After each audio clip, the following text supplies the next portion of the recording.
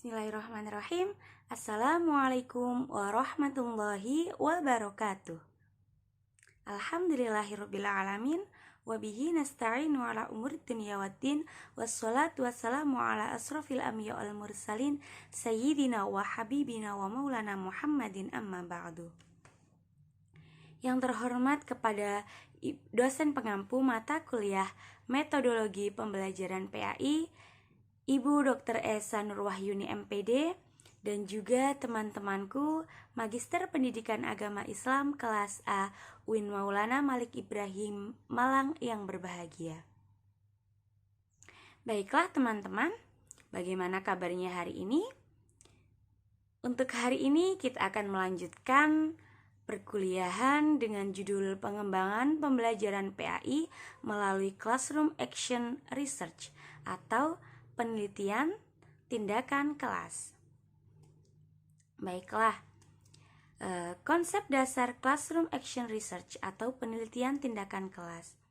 Ini ada beberapa pengertian menurut para ahli. Yang pertama, menurut Sanford dan Keymes, yaitu penelitian tindakan sebagai sebuah proses investigasi terkendali yang berdaur ulang dan bersifat reflektif mandiri yang memiliki tujuan untuk melakukan perbaikan-perbaikan terhadap sistem, cara kerja, proses, isi kompetensi, atau situasi. Nah, selanjutnya ada pengertian menurut Elliot, yaitu penelitian tindakan adalah kajian tentang situasi sosial dengan maksud untuk meningkatkan kualitas tindakan di dalamnya. Dan yang terakhir, ada pengertian menurut Keymes dan Taggart, yaitu penelitian tindakan adalah suatu bentuk penelitian reflektif diri kolektif yang dilakukan oleh peserta-pesertanya dalam situasi sosial untuk meningkatkan penalaran dan keadilan praktik pendidikan dan praktik sosial mereka serta pemahaman mereka terhadap praktik-praktik itu dan terhadap situasi tempat dilakukan praktik-praktik tersebut. Nah, jadi apa sih penelitian tindakan kelas itu? Apa sih Classroom Action Research itu? Penelitian tindakan kelas atau kita sering sebut ataupun kita sering mendengar, yaitu kita sebut dengan PTK, adalah suatu kegiatan penelitian yang berkonteks kelas yang dilaksanakan untuk memecahkan masalah-masalah pembelajaran yang dihadapi oleh guru, memperbaiki mutu dan hasil pembelajaran, dan mencobakan hal-hal baru dalam pembelajaran demi peningkatan mutu dan hasil pembelajaran. Nah, selanjutnya setelah kita mengetahui apa itu pengertian PTK, apa sih manfaat dari PTK itu sendiri? Nah, yang pertama yaitu menghasilkan laporan-laporan PTK yang dapat dijadikan bahan panduan guru untuk meningkatkan mutu pembelajaran. Selanjutnya, menumbuh kembangkan kebiasaan budaya dan atau tradisi meneliti dan menulis artikel ilmiah di kalangan guru. Yang ketiga, mampu mewujudkan kerjasama, kolaborasi, dan atau sinergi antar guru dalam satu sekolah atau beberapa sekolah untuk bersama-sama memecahkan masalah pembelajaran dan meningkatkan mutu pembelajaran. Dan yang terakhir, mampu meningkatkan kemampuan guru dalam menjabarkan kurikulum atau program pembelajaran sesuai dengan tuntutan dan konteks lokal sekolah dan kelas. Untuk selanjutnya yaitu tujuan PTK atau penelitian tindakan kelas.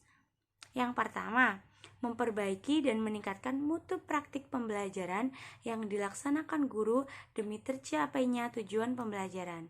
Yang kedua, memperbaiki dan meningkatkan kinerja-kinerja pembelajaran yang dilaksanakan oleh guru.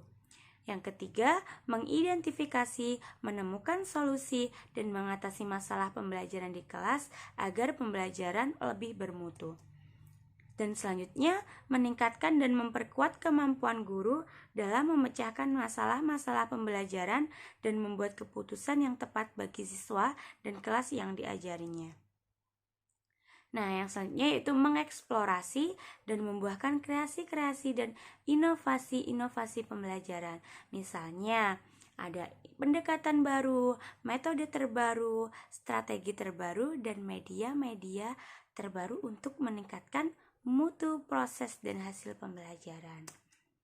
Nah, selanjutnya kita akan belajar tentang pengembangan desain penelitian tindakan kelas ataupun PTK. Nah, jadi untuk PTK ini ada beberapa desain. Yang pertama yaitu desain PTK model Kurt-Lewin. Nah, model ini menjadi acuan pokok dari model PTK yang lain. Kurt-Lewin inilah yang pertama memperkenalkan adanya penelitian tindakan. Nah, bagaimana sih konsep PTK menurut Kurt-Lewin? Jadi konsep PTK Kurt-Lewin ini terdiri dari 4 komponen. Yang pertama perencanaan atau planning, yang kedua tindakan atau acting, dan yang ketiga pengamatan atau observing, dan yang keempat refleksi atau reflecting. Nah, hubungan dari keempat komponen tersebut akan dipandang sebagai suatu siklus atau yang nanti kita akan sebut dengan siklus PTK. Nah, teman-teman bisa melihat ya di bagian yang saya tampilkan. Jadi di sini ada yang pertama perencanaan, planning, lalu dihubungkan dengan acting atau tindakan, dan selanjutnya observing atau pengamatan, dan yang selanjutnya yaitu reflecting atau refleksi. Nah, yang selanjutnya yaitu desain PTK model Chemist and McTaggart. Nah, model Chemist and McTaggart ini pengembangan dari model yang pertama, yaitu dari model Kurt-Lewin. Nah, dalam Chemist dan McTaggart ini, komponen acting atau tindakan dan observing atau pengamatan dijadikan satu kesatuan. Hal ini didasarkan bahwa pada kenyataannya penerapan tindakan dan pengamatan tidak dapat dipisahkan. Nah, dua kegiatan ini merupakan kegiatan yang dilakukan dalam waktu bersamaan. Keempat komponen dalam model Chemist and McTaggart dipandang sebagai satu siklus. Nah, dalam hal ini merupakan satu putaran kegiatan yang terdiri dari perencanaan, tindakan, dan observasi dan refleksi. Jadi tiga perputaran, karena yang 4 tadi dijadikan satu, yaitu observasi dan tindakan dan observasi. Nah, yang selanjutnya yaitu karakteristik penelitian tindakan kelas. Apa sih karakteristik dari penelitian tindakan kelas? Jadi yang pertama yaitu inquiry. Jadi penelitian tindakan kelas itu berangkat dari permasalahan pembelajaran real, nyata yang dialami sehari-hari oleh pendidik dan peserta didik. Jadi PTK itu bersifat practice driven dan action driven, dalam arti bahwa PTK bertujuan memperbaiki secara langsung dan sekarang sehingga dinamakan juga penelitian praktis.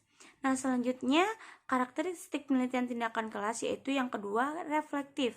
Nah, penelitian tindakan kelas memiliki ciri khusus yaitu sikap reflektif yang berkelanjutan. Dan yang ketiga, karakteristik PTK yaitu kolaboratif. Nah, upaya perbaikan proses dan hasil pembelajaran tidak dapat dilakukan sendiri oleh pendidik, tetapi ia harus berkolaborasi dengan pendidik lain. Peneliti dalam PTK hendaknya selalu diingat bahwa dia adalah bagian dari situasi yang diteliti. Dia bukan hanya pengamat, tetapi juga terlibat langsung dalam proses situasi tersebut. Nah, kolaborasi ini di antara keanggotaan situasi itulah yang memungkinkan proses itu berlangsung. Kolaborasi yang dimaksud di sini adalah sudut pandang setiap orang akan dianggap memberikan andil pada pemahaman, tindakan, ataupun sudut pandang seseorang yang akan dipakai sebagai pemahaman tuntas dan mumpuni dibandingkan dengan sudut-sudut pandang yang orang lain. Nah, selanjutnya yaitu prosedur penelitian tindakan kelas. Yang pertama yaitu penyusunan rencana. Nah, yang pertama ini rencana tindakan merupakan tindakan yang tersusun, harus prospektif dan memandang ke depan. Yang kedua tindakan. Tindakan adalah sesuatu yang harus dilakukan secara sadar dan terkendali, yang merupakan variasi praktik yang cermat dan bijaksana. Nah, praktis ini merupakan gagasan dalam tindakan yang digunakan sebagai pijakan. Yang ketiga yaitu observasi. Observasi berfungsi untuk mendokumentasikan pengaruh tindakan terkait. Observasi berorientasi ke masa yang akan datang dan memberikan dasar bagi refleksi sekarang. Yang selanjutnya refleksi. Nah, refleksi ini yaitu mengingat atau merenungkan suatu tindakan persis yang telah dicatat dalam observasi. Jadi dalam refleksi ini berusaha memahami proses maupun masalah dan kendala yang nyata dalam tindakan strategi.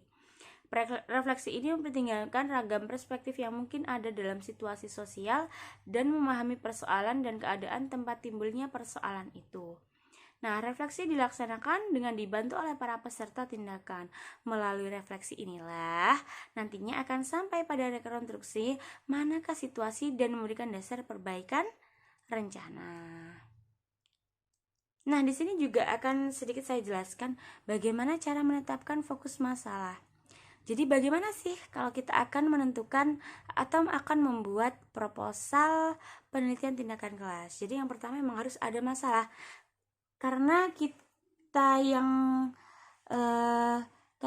yang berada dalam situasi tersebut, maka kita juga akan yang merasakan masalah itu sendiri. Nah, untuk yang pertama yaitu pertanyaan yang akan mungkin timbul gitu loh. Jadi para peneliti pemula PTK bagaimana memulai penelitian tindakan. Untuk menjawab tersebut, mula-mula seorang guru harus merasakan apa sih ketidakpuasan dalam kita melaksanakan pembelajaran seperti itu. Yang kedua, identifikasi masalah.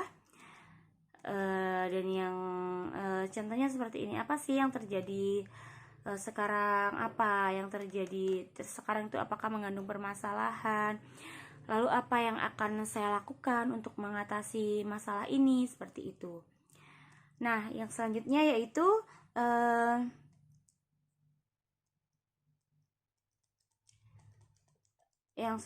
analisis masalah. Nah, ada sejumlah petunjuk untuk memilih masalah, yaitu nanti bisa teman-teman baca sendiri untuk di makalah maupun di PPT yang sudah saya share kepada teman-teman semua. Nah, mohon maaf masih ada sedikit kendala. Baiklah, yang selanjutnya yaitu perumusan masalah. Dan yang selanjutnya kita akan mempelajari tentang bagaimana cara menyusun proposal PTK. Jadi yang pertama ada judul, yang kedua pastinya ada latar belakang, yang ketiga permasalahan, yang keempat tujuan penelitian, dan yang kelima teoritis atau hipotesis. Nah, selanjutnya yaitu cara penelitian. Di sini kita harus menjelaskan bagaimana setting penelitian, variabel penelitian, rencana tindakan, data dan cara pengumpulan data, dan juga indikator kerja. Lalu yang selanjutnya yaitu jadwal kegiatan. Nah, mungkin itu teman-teman yang bisa saya sampaikan. Mohon maaf masih banyak kekurangan, dan kami mohon saran dan kritiknya yang membangun untuk presentasi maupun makalah yang sudah saya paparkan agar nantinya akan jauh lebih baik ke depannya. Baiklah, terima kasih teman-teman.